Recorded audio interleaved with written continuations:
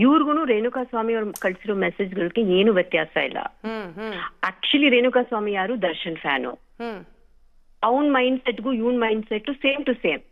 ಆತರ ಮೆಸೇಜ್ ಕಳ್ಸಿದ್ದಕ್ಕೆ ಅವ್ರು ಮರ್ಡರ್ ಮಾಡಿದ್ರಲ್ಲ, ಇವಾಗ ನಮ್ಗಳಿಗೆ ಸೇಮ್ ಮೆಸೇಜ್ ಕಳಿಸ್ತಾರಲ್ವಾ, ನಾವು ಮರ್ಡರ್ ಮಾಡ್ಬೇಕಾ ಹಂಗಂದ್ರೆ? ಕಾನೂನ ನಮ್ ಕೈಗೆ ತೊಳಕಾಗತ್ತಾ? ಏನ್ ಮೆಸೇಜ್ ಮಾಡ್ತಾ ಇದ್ರು ಮೇಡಮ್, ಹೇಳ್ಬೋದಾ ಒಂದೆರಡು ರಮ್ಯಾ ಅವರೇ?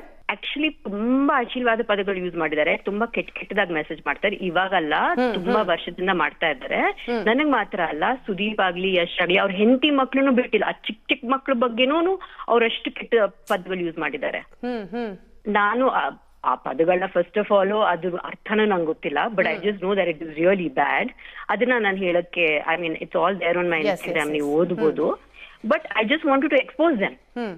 ಈ ತರ ಮೈಂಡ್ ಸೆಟ್ ಇರೋರಿಂದಾನೇ ಇವತ್ತು ನಮ್ ಸಮಾಜ ಹಾಳಾಗ್ತಾ ಇರೋದು. ನಾವ್ ಸುಮ್ಮನಿದ್ರೆ ನಮ್ ಸಮಾಜಕ್ಕೆ ಏನ್ ಮೆಸೇಜ್ ಕೊಡ್ತಾ ಇದೀವಿ ಅವ್ರೆ? ಎಸ್ಪೆಷಲಿ ಹೆಣ್ಮಕ್ಳು ಎಲ್ ಸೇಫ್ ಇದ್ದಾರೆ ನೀವೇ ಹೇಳಿ.